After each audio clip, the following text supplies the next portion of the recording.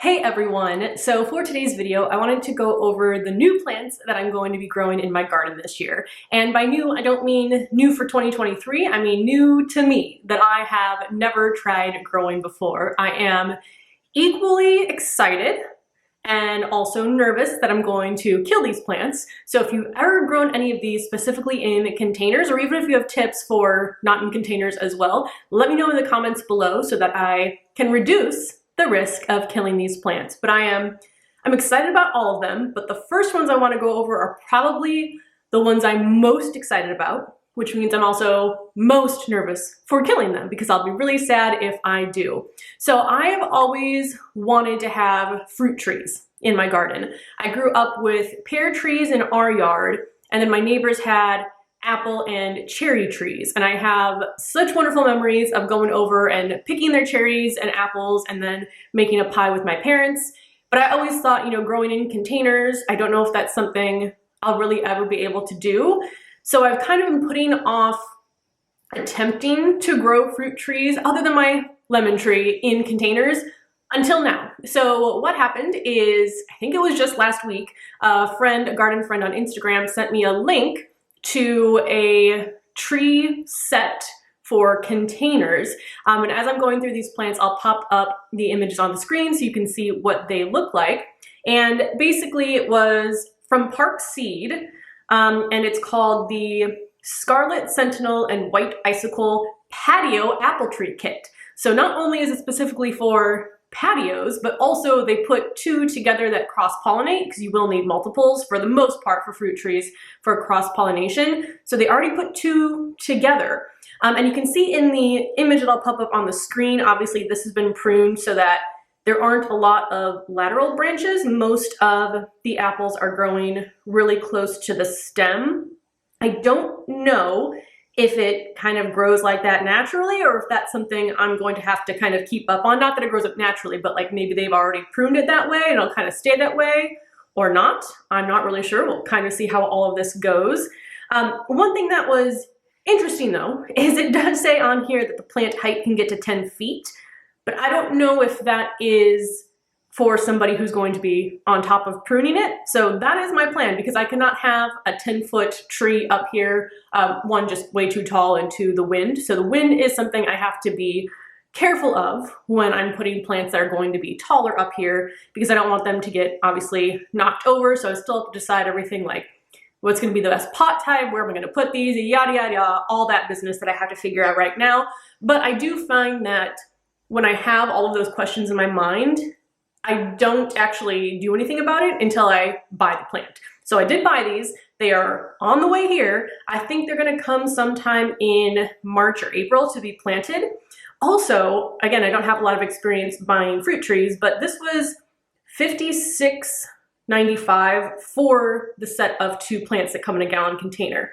When I was looking at other dwarf varieties, I saw that it was like $50 to $60, sometimes $70 for one plant that was also in a smaller container than a 1 gallon. So this seems like it's a good deal. I'm hoping this is going to go well, because I would love to have apple trees, even if they're not going to produce for a few years. But if you have any experience growing apple trees in containers, please let me know what you did. I've looked up some things about like root pruning and all that. So seems like there could be a lot of work, but I think it'll be worth it. Now, after I got the two apple trees, I was like, well, might as well get some more fruit trees then, especially because they don't usually fruit until a few years later. So like say I just gone for it when we first moved here in 2020, this would be our 3rd year and I would probably have some fruit. So I don't want to keep putting it off. I want to get these in the garden and hopefully get them producing really soon.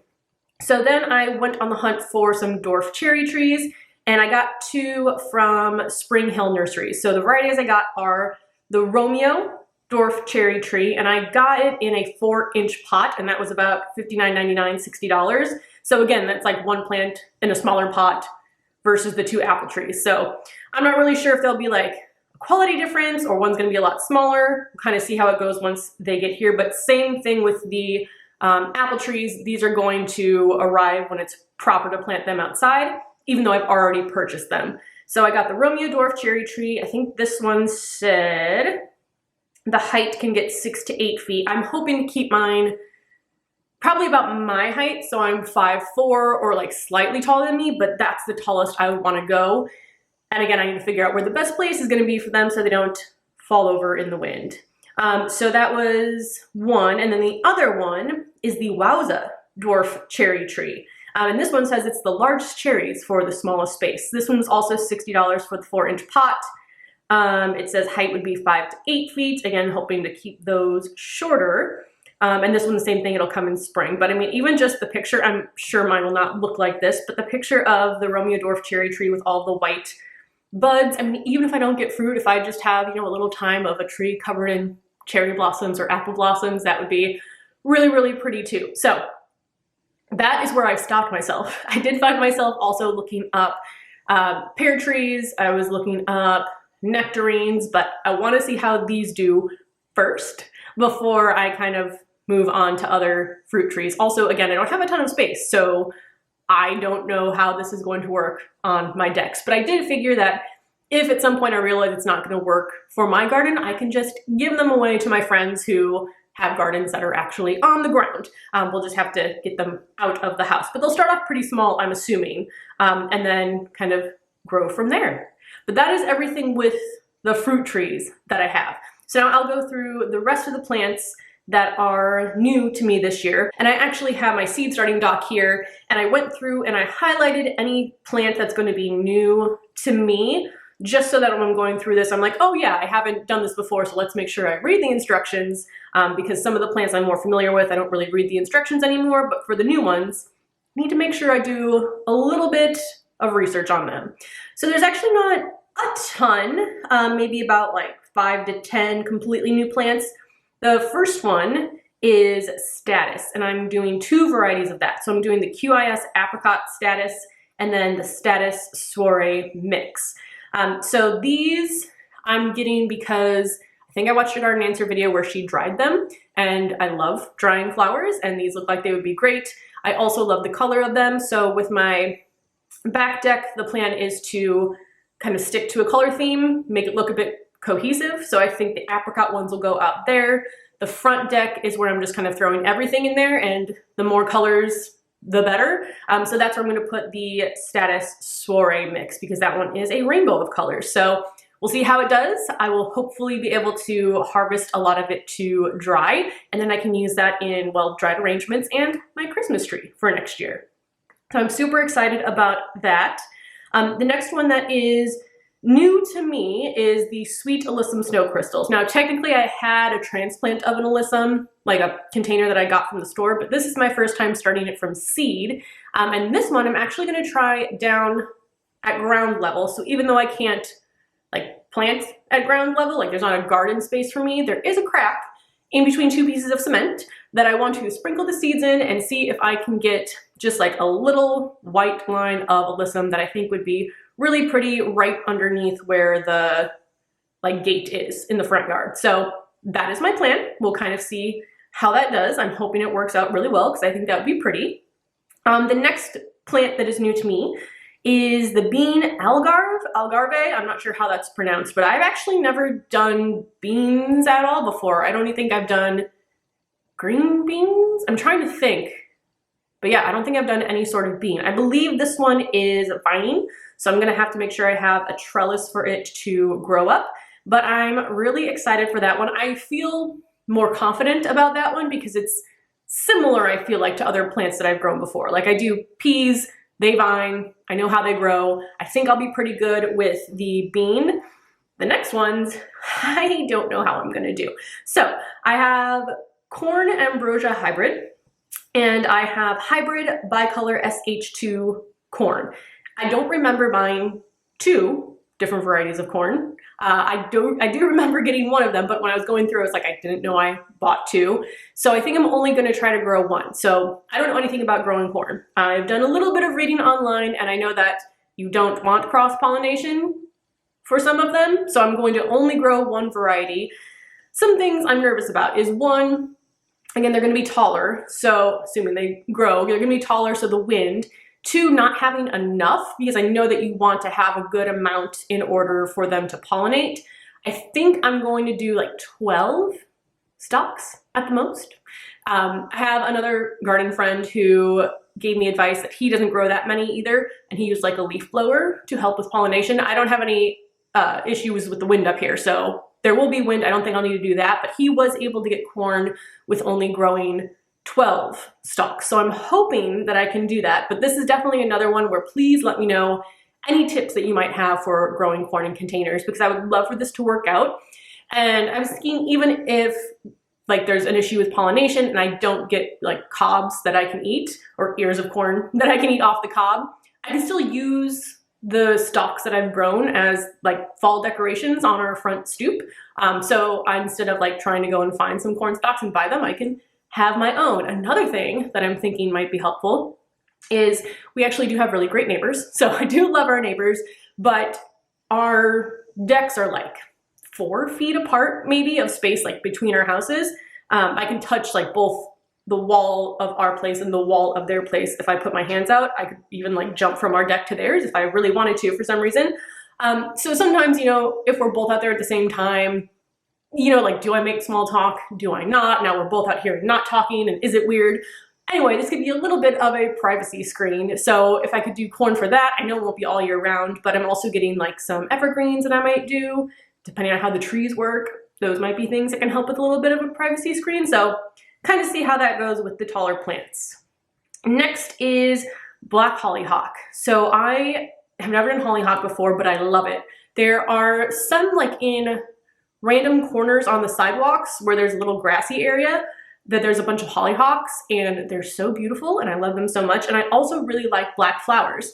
And I think I like it because it's not something you see very often. I've grown black petunias, but it's been a few years. I find like once they're in the garden center, they're gone really quickly. But I'm excited to try these out. Now these I think they're either biennial or perennial. So I need to figure out a space where I can put them where they can come back every year and I'll be happy, or I could put them in a pot and like store them in the greenhouse. So I'm not exactly sure where I'm gonna put them yet. I even wish I could maybe put them like in our parkway, but I don't think there's enough sunlight there, unfortunately. So they will have to go up here somewhere. I just don't know where yet. Then I have common milkweed, and this was actually a packet of seeds I got free in the mail. I forget the name, but there's an Illinois group that is dedicated to like protecting monarchs. And they basically said, if you fill out this form, we will send you some milkweed seeds for free.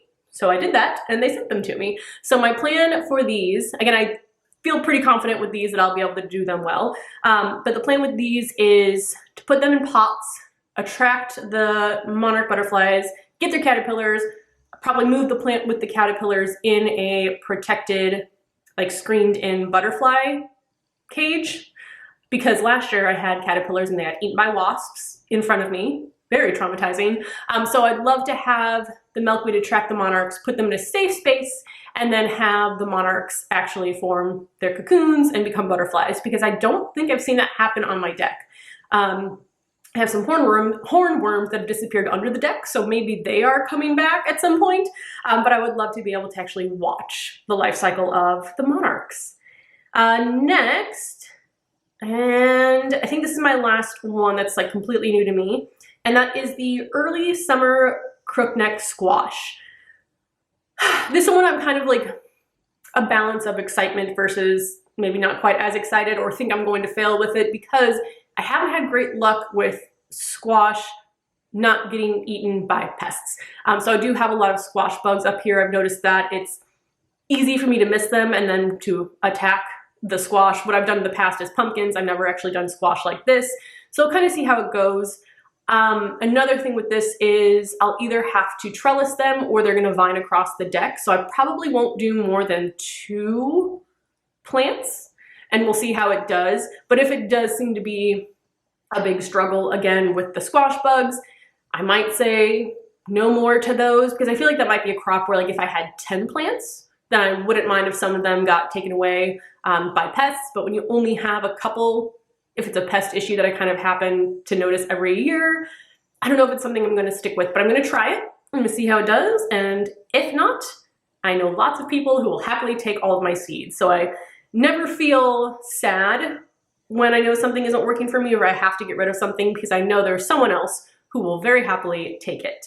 So that is everything that is completely new that I'm growing this year. I do have some other things that are like new varieties of plants I've already grown, but these are like completely new, never tried before. So let me know if you have any tips specifically for either apple trees in containers, cherry trees in containers, or corn in containers. And let me know if you're trying anything new this year that you're super excited about. So thank you so much for watching. I will see you in the next video. Bye.